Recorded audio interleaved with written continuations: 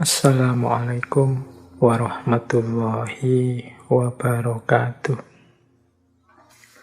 Bismillahirrahmanirrahim. Alhamdulillahi rabbil alamin. Wabihi nasta'inu ala umurid dunya waddin. Allahumma sholli wa sallim wa barik ala habibina wa syafi'ina Sayyidina wa maulana Muhammadin wa ala alihi wa ashabihi wa man tabi'ahum bi ihsanin ila yaumiddin. Amma ba'du. Bismillah teman-teman, mari kita lanjutkan lagi ngaji filsafat kita. Malam hari ini kita memulai sesi yang baru. Baik, bismillah, kita mulai tema creative thinking atau berpikir kreatif. Dari definisi berpikir, apa sih berpikir itu? Berpikir itu adalah proses kognitif terorganisir bertujuan yang kita gunakan untuk memahami dunia kita. Nah, perhatikan 3 ciri tadi ya. Kognitif, terorganisir, bertujuan. Kognitif itu berarti ada proses-proses akal yang bekerja, rasio yang sedang aktif dan sadar. Jadi yang pertama dia proses akal, proses rasio, proses kognitif sadar yang memang sengaja kita jalankan, kita hidupkan. Kemudian yang kedua terorganisir. Terorganisir itu ada tertibnya, ada urutannya.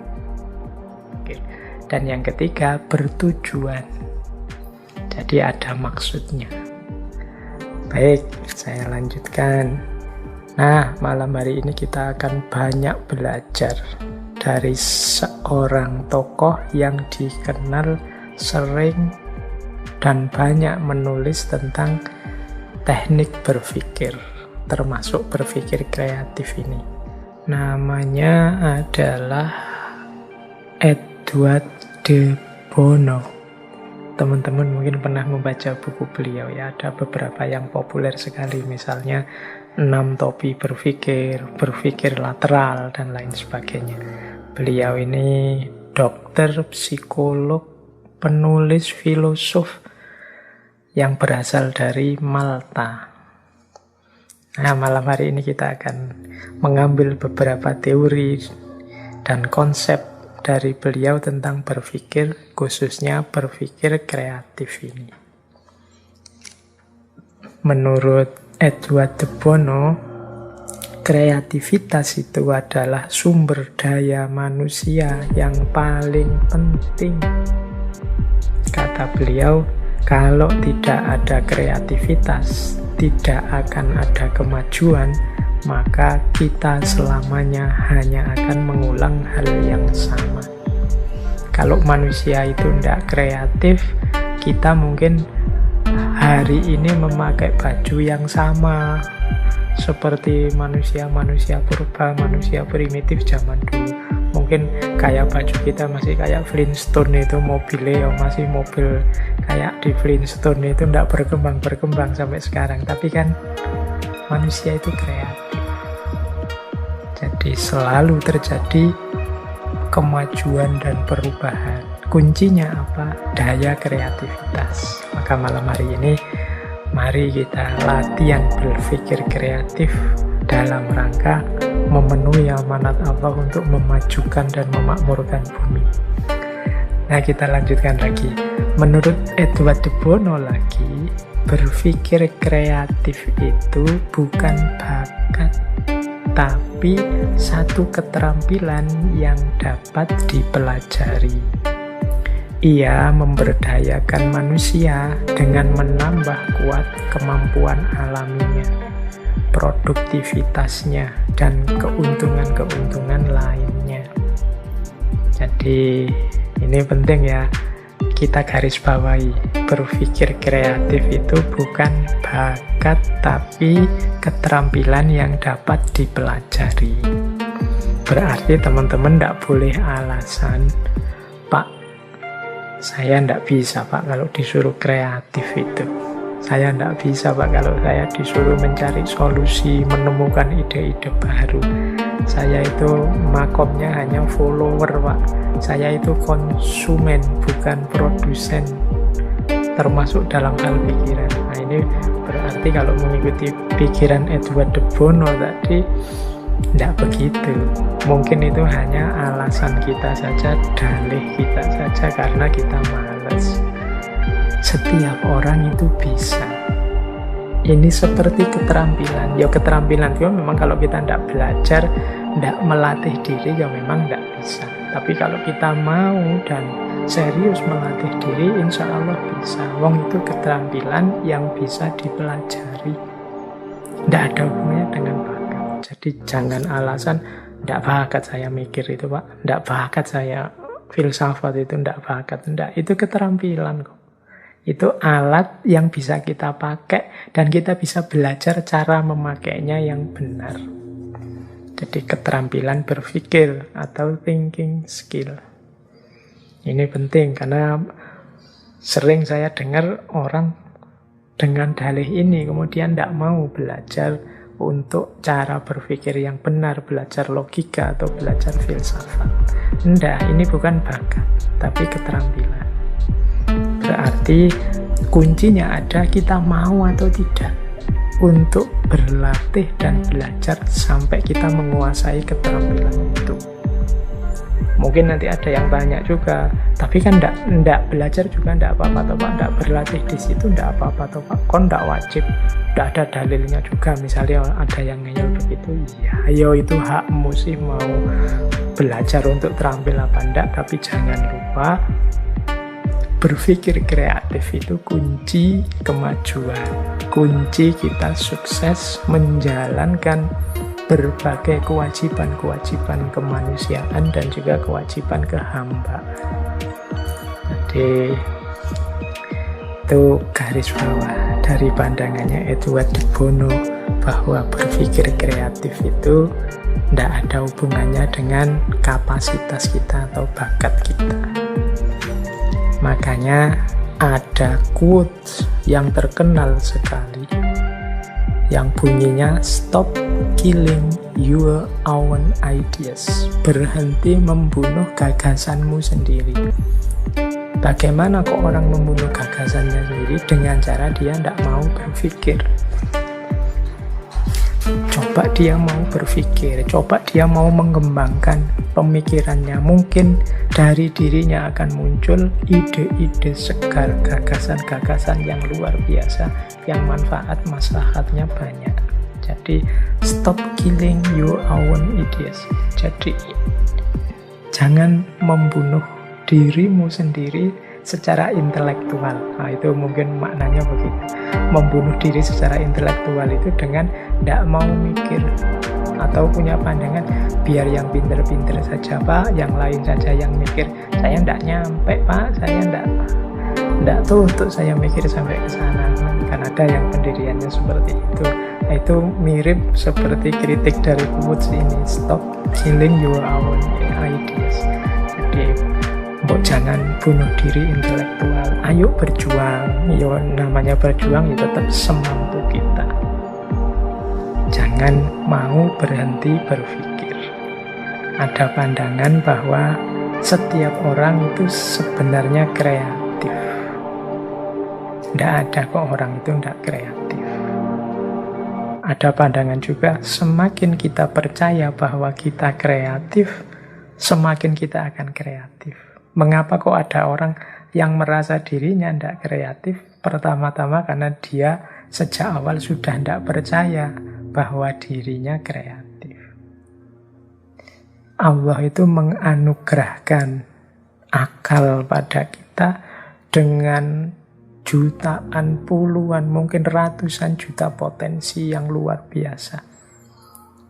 Hanya kita saja yang mungkin kurang aktif menggalinya. Terus kita minder, kita rendah diri, memposisikan diri, Pak saya level-level orang biasa awam saja Pak, tidak mungkin saya punya gagasan-gagasan otentik. Yuk akhirnya terus kita tenggelam, menenggelamkan potensi kita sendiri. Jadi stop killing your ideas. Yuk kita lanjut. Berarti apa berpikir kreatif itu? Nah, nanti ada definisi tentang berpikir kreatif, baik dia sebagai satu keterampilan, atau sebagai satu perilaku, atau sebagai proses, atau sebagai guna. Jadi, apa sih berpikir kreatif itu? Berpikir kreatif adalah satu keterampilan, yaitu satu proses yang menghasilkan ide-ide, gagasan-gagasan yang baru. Jadi kemampuan berpikir kreatif kita terbukti dengan munculnya inisiatif-inisiatif, ide-ide, gagasan-gagasan, solusi-solusi, kemungkinan-kemungkinan yang baru. Ini namanya berpikir kreatif. Jadi kalau ada orang ingin ngecek apakah dirinya kreatif atau tidak, itu parameter paling mudah adalah mampu atau tidak dia menghasilkan ide-ide baru, gagasan-gagasan baru, solusi-solusi baru, alternatif yang belum pernah ditemukan orang sebelumnya, belum pernah muncul dalam gagasan orang lain. Ini namanya berpikir kreatif. Nah, berpikir kreatif ini membutuhkan beberapa asumsi. Yang pertama tentang perilakunya. Untuk bisa berpikir kreatif dibutuhkan orang yang punya perilaku, menerima perubahan, siap menghadapi kemungkinan-kemungkinan, dan fleksibel dalam pandangan. Ini perilaku orang yang berpikir kreatif. Berarti apa loh? Orang yang tidak mau menerima perubahan, orang yang tidak siap menghadapi lahirnya kemungkinan-kemungkinan baru yang mungkin berbeda dengan yang dia kenali, dia ketahui selama ini, atau orang yang tidak fleksibel, orang yang kaku dalam berpandangan, sulit untuk masuk ke ranah berpikir kreatif ini. Disinilah nanti letaknya, akarnya yang sering kita sebut sebagai kejumutan. Kejumutan itu kekakuan, kebekuan. Ini yang membuat satu budaya, satu peradaban tidak berkembang. Kenapa? Karena manusianya tidak mau berubah, tidak siap menghadapi kemungkinan-kemungkinan baru, dan kaku dalam tata pikirnya. Menganggap bahwa yang benar ya mesti ini, cuma ini, tidak mungkin ada yang lain. Nah, ya wis, kalau sudah perilaku berpikirnya seperti ini, tidak mungkin dia mau masuk ke ranah berpikir kreatif. Karena berpikir kreatif itu menampilkan ide-ide, gagasan-gagasan, dan kemungkinan-kemungkinan baru. Jadi prasyarat perilakunya menerima perubahan, siap menghadapi kemungkinan-kemungkinan, dan fleksibel. Ini tugas kita untuk membentuk karakter kita seperti ini. Apalagi teman-teman yang masih muda-muda, yang dituntut untuk senantiasa banyak berkreasi, menghasilkan ide-ide baru, biar tidak hanya mengikut saja, biar tidak hanya jadi follower saja terhadap senior-senior, bapak ibu, nenek-neneknya dulu. Nah, itu yang perilaku ya. Kemudian ada prasyarat prosesnya.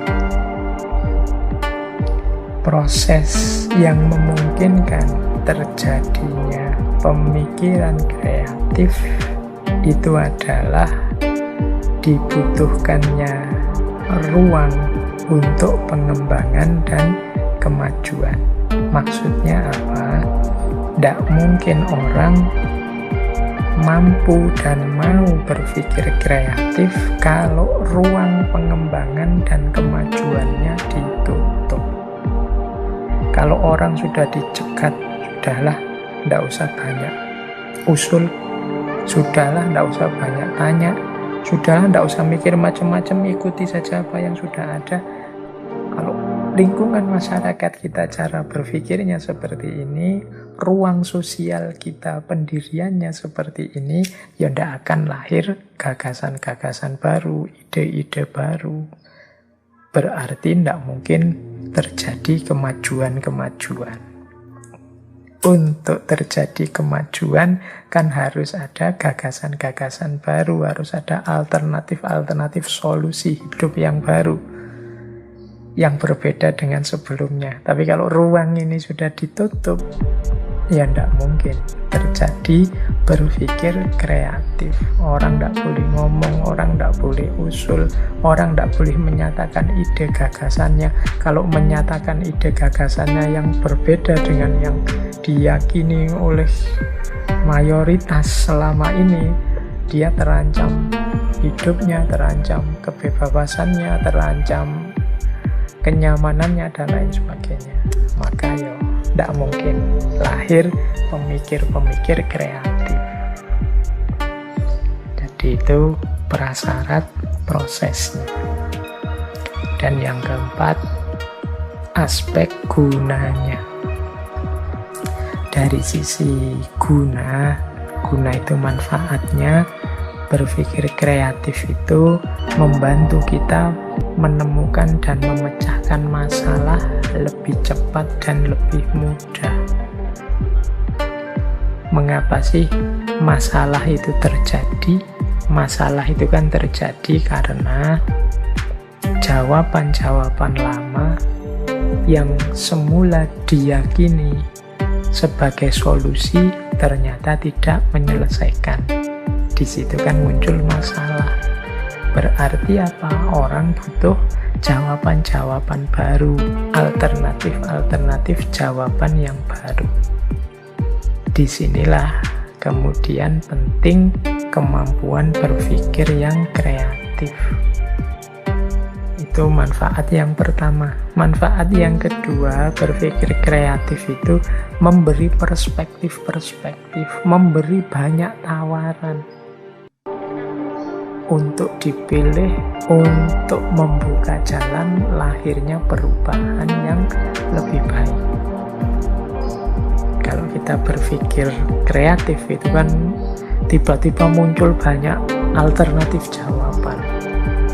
Bisa ini, bisa itu, bisa yang sana, bisa yang ada problem A, ini solusinya, bisa ini, bisa itu, bisa yang sana, bisa yang sini. Itu kan orang banyak alternatif jawaban, tinggal milih. Kalau saya milih ini, kelebihannya ini, kekurangannya ini.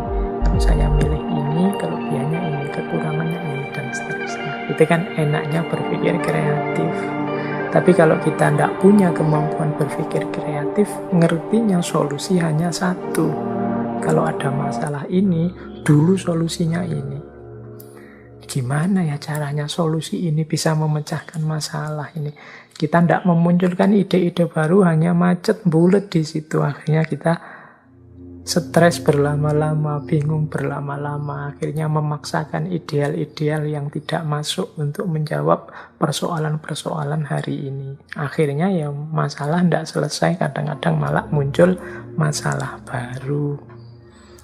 Jadi itulah paling tidak aspek manfaat atau guna dari berpikir kreatif. Baik, kita lanjutkan. Nah, sekarang aspek metodenya. Ya macam-macam sebenarnya. Daya kreatif itu tidak bisa dipatenkan. Ini loh yang bisa disebut kreatif, itu namanya saja kreatif, polanya macam-macam. Tapi ada pattern-pattern, pola-pola umum. Metode berpikir kreatif itu jenisnya bisa evolution. Evolution itu evolusi. Evolusi itu mudahnya kadang-kadang pakai bahasa ilmiah itu perubahan gradual, continuity and change. Misalnya gagasan ilmuwan siapa, kita terima, tapi kemudian kita lanjutkan. Nanti gagasan kita diterima orang, tapi dia melanjutkan versinya. Atau orang lain punya versi kebenarannya sendiri meskipun pijakannya gagasan kita. Terus begitu. Itu namanya evolution. Yang kedua, sintesis. Kalau sintesis ini ya teman-teman mungkin sudah bisa menangkap maksudnya. Dari beberapa gagasan dikumpulkan sehingga lahir sesuatu yang baru.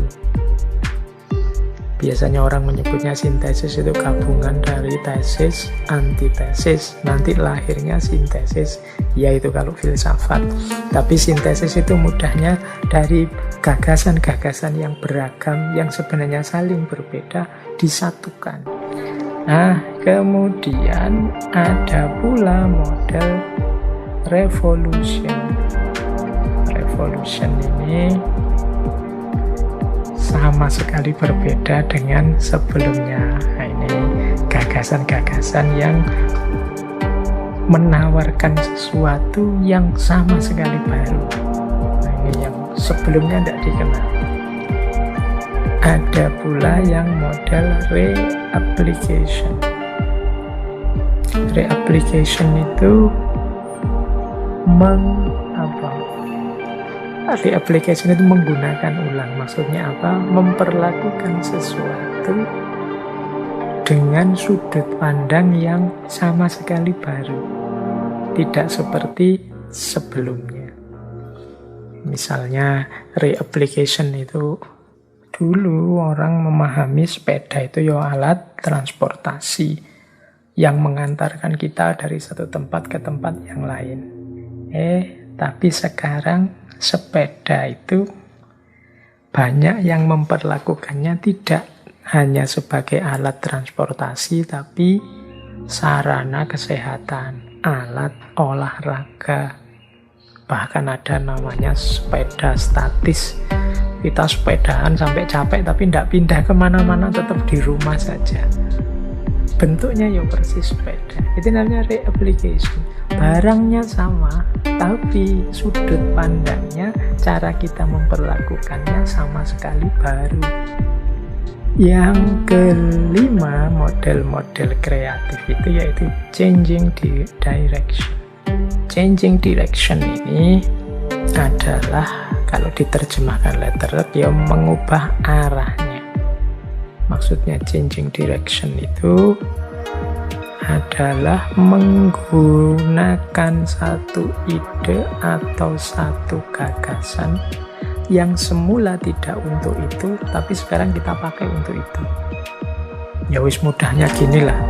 Kalau teman-teman ini contoh gampang-gampangan ya, kadang-kadang teman-teman misalnya ikut acara apa lah, jagong manten atau acara yang satu gedung yang panas sekali, sumuk sekali, kita merasa kepanasan di situ. Biasanya kan terus ada suguhan aqua itu, karena saking panasnya terus kardusnya aqua itu kita sobek, kertasnya kita pakai untuk kipas-kipas. Loh, wong kardus itu kan tujuannya untuk bungkusnya aqua, tapi sekarang kita pakai untuk kipas-kipas. Itu namanya changing direction, mengubah tujuannya. Wong itu tujuannya untuk wadahnya aqua, sekarang karena terpaksa, karena sumuk, kita sobek kardusnya, kemudian kertasnya kita pakai untuk kipas-kipas. Itu padahal fungsinya bukan kipas, tapi ya karena sumuk, ya dia sekarang kita fungsikan sebagai kipas. Ini juga salah satu jenis kreatif. Nah, ada ada lagi sebenarnya satu metode dalam rangka berpikir kreatif untuk menemukan solusi-solusi baru, hal-hal yang baru, yang populer. Mungkin teman-teman juga sering mendengar, namanya brainstorming. Brainstorming ini biasanya dilakukan dengan mengumpulkan sebanyak mungkin ide-ide, gagasan-gagasan yang mungkin. Nggak usah peduli ini cocok apa enggak, baik apa enggak, bener apa enggak, sesuai apa enggak, masuk akal apa enggak. Pokoknya kumpulkan saja ide sebanyak mungkin, sebanyak-banyaknya. Ini namanya brainstorming. Kemudian setelah itu baru diseleksi, baru dipilih-pilih mana yang cocok, mana yang paling sesuai, ya mana yang paling relevan. Yo, rumusnya brainstorming ini ada quotes bagus yang saya bawa.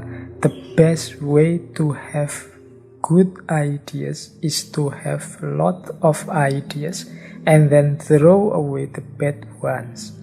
Cara terbaik untuk mendapatkan gagasan-gagasan yang bagus adalah dengan cara mengumpulkan sebanyak mungkin gagasan atau ide, kemudian membuang yang jelek-jelek. Nah, metode semacam ini namanya brainstorm. Jadi berpikir kreatif ini kan sering dipakai untuk menemukan solusi baru, melahirkan ide-ide baru yang relevan. Nah, cara yang populer antara lain brainstorming ini. Terus kita lanjutkan ya. Kita kembali sebentar ke Edward de Bono tadi. Menurut beliau, salah satu teknik berpikir kreatif yang penting namanya lateral thinking. Istilah ini dipakai oleh Edward de Bono dalam bukunya The Use of Lateral Thinking. Ini kita pahami saja lateral thinking ini mudahnya seperti istilah yang sering kita pakai. Ini berpikir out of box. Jadi berpikir tidak seperti biasa. Karena kalau dipikir seperti biasa ya tidak akan ketemu yang baru. Maka kita butuh lateral thinking, cara problem solving yang tidak terduga tapi efektif. Itu lateral thinking. Mungkin teman-teman pernah dengar satu cerita, ini disampaikan juga oleh Edward de Bono. Kisah ini, kisah kalau di kita populernya ya kisahnya Nabi Sulaiman. Kalau dalam bahasa Inggris dikenal sebagai Judgment of Solomon. Ini kisahnya Nabi Sulaiman. Jadi suatu ketika ada dua orang ibu yang pergi ke padang rumput. Masing-masing ibu ini membawa anak-anak bayinya untuk mengurusi ladang biasanya. Nah, ya karena sedang mengurusi ladang, dua ibu ini meletakkan anak-anaknya di atas batu di dekat ladang, terus mereka berdua bekerja. Nah, ternyata dua bayi ini saat ditinggal tiba-tiba muncul seekor serigala yang menerkam salah satu bayi, sehingga bayinya tinggal satu, yang satu hilang, tewas dimakan serigala. Nah, ya sebenarnya kan biasanya ibu itu kan mengenali anak-anaknya. Tapi ibu yang kehilangan anak ini merasa mungkin karena kesedihannya atau karena gelisah, khawatir dimarahi suaminya, dia bersikukuh bahwa bayi yang ada itu anaknya. Sementara ibu yang satunya ya dia pasti hafal itu anaknya, ya tentu saja dia tidak mau. Jadi yang satu mengklaim itu anaknya, meskipun dia tahu itu sebenarnya bukan anaknya. Apalagi ibu yang satu, yang ini juga pasti yakin itu anaknya. Oh ya mestinya ya wajahnya, kemudian sosoknya itu ya seorang ibu mesti hafal. Tapi ibu yang kehilangan anak ini ngeyel itu anaknya karena mungkin dia khawatir dimarahi suaminya atau dorongan kesedihan karena ditinggal tewas oleh anaknya. Akhirnya kasus ini berlarut-larut, dibawalah sampai ke hadapan Nabi Sulaiman. Konon ceritanya sebelum sampai Nabi Sulaiman ini dibawa dulu ke ayahnya Nabi Daud. Cuma Nabi Daud juga kesulitan memutuskan karena masing-masing saling bersikukuh bahwa itu anaknya. Akhirnya Nabi Sulaiman memutuskan, sudahlah begini saja, biar masing-masing puas dapat bagian. Silahkan tolong saya diambilkan kapak, biar adil, bayi ini saya belahnya saja jadi 2. Nah, begitu diambilkan kapak, ibu yang kehilangan anaknya itu diam saja. Mungkin bahkan diam-diam dia merasa puas, biarlah yang lain juga merasakan kesedihanku.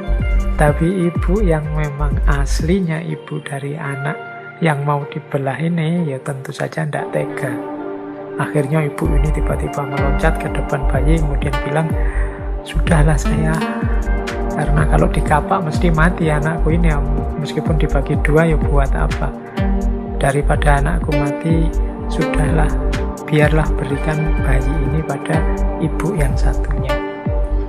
Nah, melihat respon yang berbeda ini akhirnya Nabi Sulaiman memutuskan, oh berarti anak ini memang anaknya ibu yang tidak tega bayinya terbunuh. Tidak mungkin seorang ibu tega bayinya sendiri dibunuh. Nah ini kan cara pemecahan masalah seperti ini kan tidak biasa. Jarang orang bisa berpikir sampai ke sana, punya ide sampai sejauh itu. Nah ini yang ilustrasi dari bukunya De Bono juga, Judgment of Solomon. Ini salah satu contoh, namanya lateral thinking, cara berpikir lateral. Cirinya apa sih lateral thinking itu? Yang pertama, kreatif and indirect. Jadi kreatif pasti sesuatu yang baru yang sebelumnya belum ada, dan tidak langsung, tidak linier, kadang meloncat-loncat, kadang tidak terduga.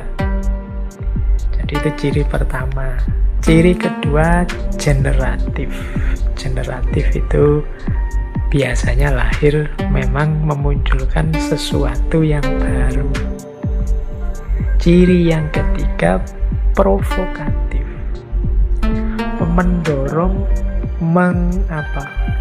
membuat lahir banyak sekali ide-ide baru yang mungkin beberapa di antaranya kok ya mustahil ya, kok ya tidak masuk akal ya, kok tidak terduga ya, dan lain sebagainya.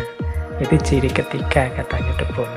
Ciri yang keempat, ada lompatan ide.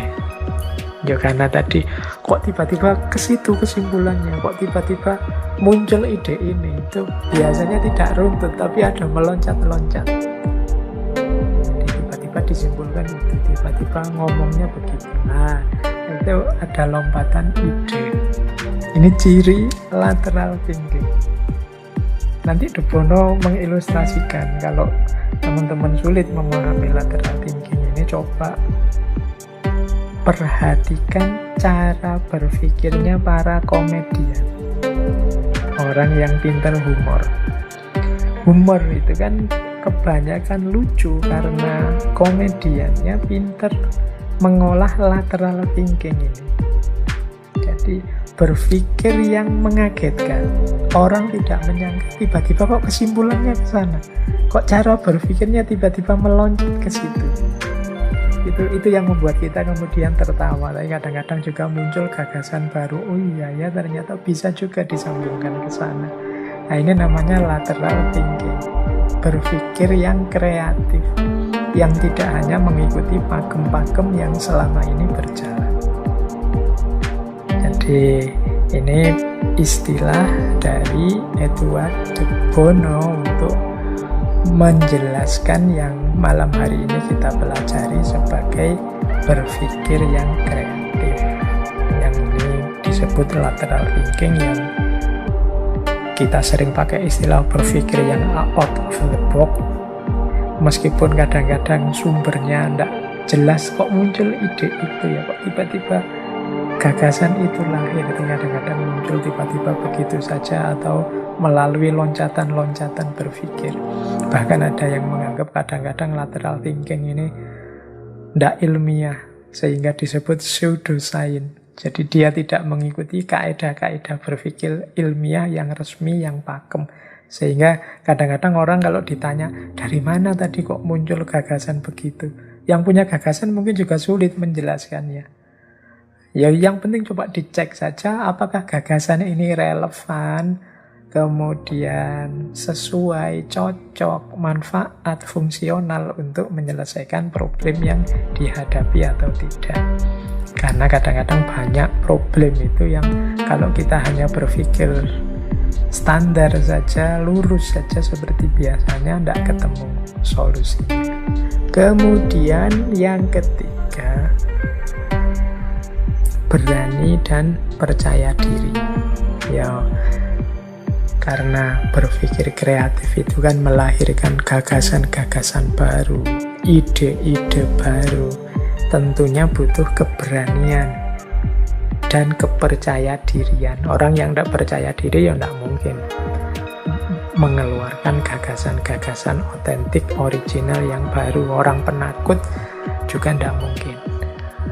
Orang yang tidak punya keberanian, tidak punya rasa percaya diri, ya tentunya hanya mengalir saja, ikut saja apa yang selama ini sudah berjalan. Yang keempat, melatih diri mengembangkan kebiasaan yang banyak menuntut kreativitas. Misalnya olahraga tertentu atau seni tertentu. Ini kan melatih kreativitas.